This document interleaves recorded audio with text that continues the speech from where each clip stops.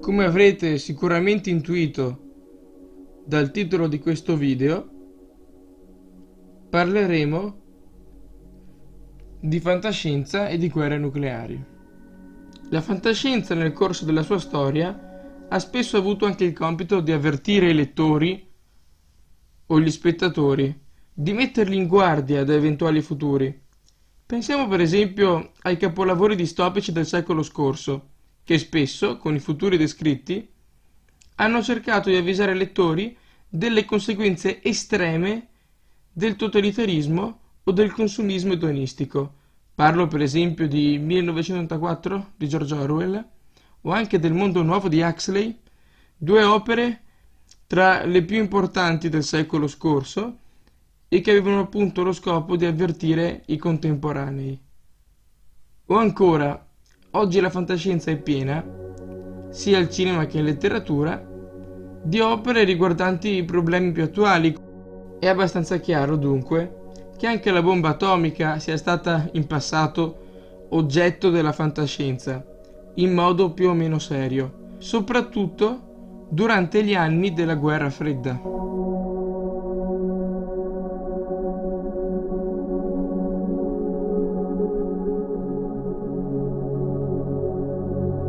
Per quanto riguarda la guerra nucleare, la fantascienza si è impegnata molto soprattutto durante la Guerra Fredda, ma è abbastanza chiaro.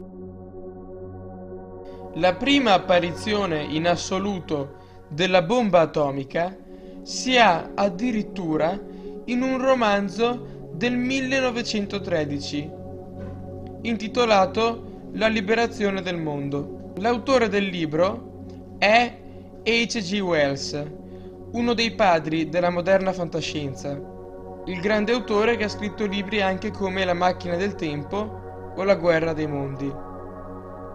Egli, conoscendo la fisica atomica, riesce a descrivere con decenni di anticipo la creazione di un'arma di distruzione di massa, addirittura non prima della seconda, ma prima della prima guerra mondiale.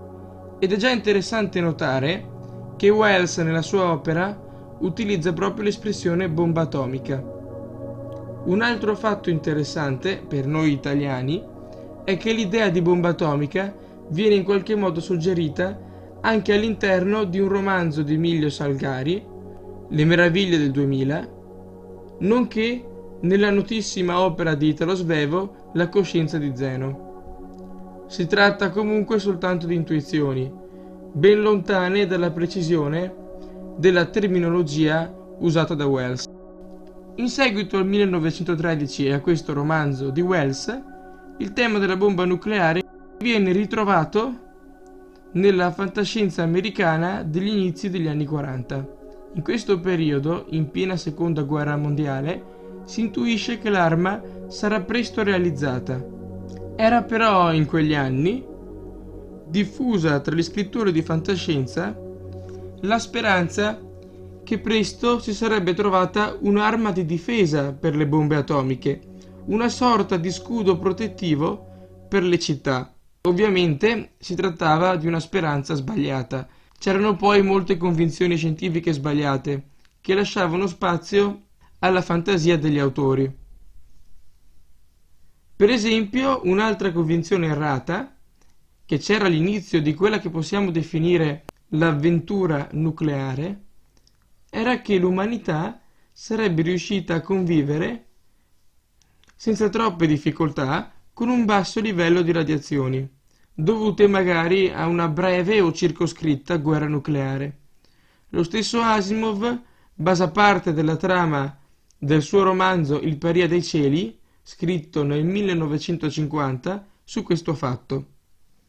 La cosa ovviamente era sbagliata, un errore scientifico colossale, tanto grave da portare l'autore, laureato in fisica e in biologia, a scusarsi in quella che ancora oggi è la postilla del libro. Presto infatti gli studi scientifici avrebbero dimostrato il contrario, avrebbero dimostrato le gravi conseguenze di una guerra atomica e che l'umanità non sarebbe mai riuscita a conviverci facilmente, portando quindi il tema della guerra nucleare ad essere centrale in quello che possiamo definire il filone della fantascienza sensazionale e catastrofica, dando origine quindi ad opere più o meno serie sull'argomento. Ma allo stesso tempo però molti libri, film e serie televisive si sarebbero riempiti di riferimenti e di avvertimenti riguardo al tema, nascosti oppure espliciti, distinguendosi però dalla massa delle produzioni di secondo livello. Si sbrighi, mi segua! Fa meglio a correre o vedrà spuntare il fungo. Che fungo? Voi uomini l'avete distrutta! Romanzi come Il pianeta delle scimmie di Bull, da cui è tratto il famosissimo film, o anche Ma gli androidi sognano pecore elettriche di Philip K. Dick, sono ambientati in futuri post-nucleari. Ovviamente non sono questi gli unici libri che parlano di bombe nucleari nella storia della fantascienza, ce ne sono moltissimi altri. Lo stesso Philip K. Dick ha scritto un libro chiamato Cronache del dopo bomba. Un altro libro molto interessante è L'ultima spiaggia, da cui sono stati tratti 2 film.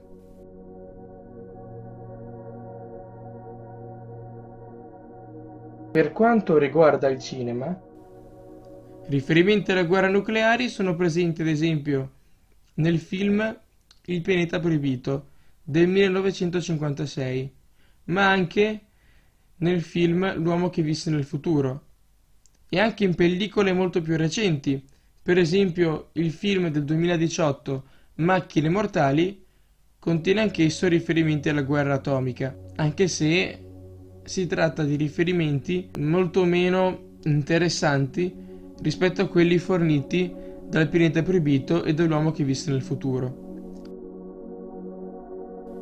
La bomba atomica è poi particolarmente criticata nel mondo di Star Trek.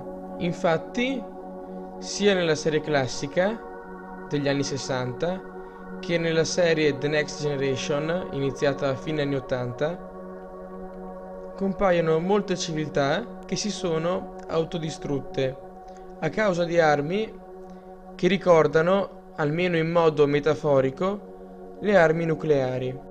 Gene Roddenberry, il creatore di Star Trek, non critica la guerra nucleare soltanto in Star Trek, ma anche in altre opere di sua produzione, come per esempio il film Genesis II degli anni 70.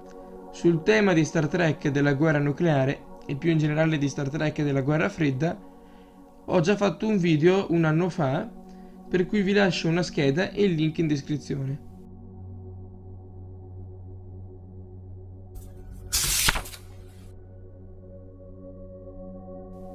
Innumerevoli sono i lungometraggi totalmente dedicati all'argomento della guerra atomica. Fra tutti sottolineo un film in particolare, emblematico, il già tanto consigliato sul mio canale, dato anche il recente video, The Day After del 1983, regia di Nicolas Meyer. Film che consiglio a tutti i maggiori di 15 anni e sconsiglio ai minori di 15 anni. Ovviamente per un film come questo non si parla di fantascienza, essendo esso un film molto più reale che fantastico. Con la fine della guerra fredda, la guerra nucleare, già tema non centrale della fantascienza, per quanto comunque molto importante nella fantascienza catastrofica, diventa ancora più a margine. Ciò però non ci impedisce di approfondire per conto nostro il tema e di informarci, perché appunto è un tema molto importante. Se il video vi è piaciuto, condividete pure con gli amici, scrivete un commento, lasciate un like e iscrivetevi al canale se non siete iscritti. Al prossimo video.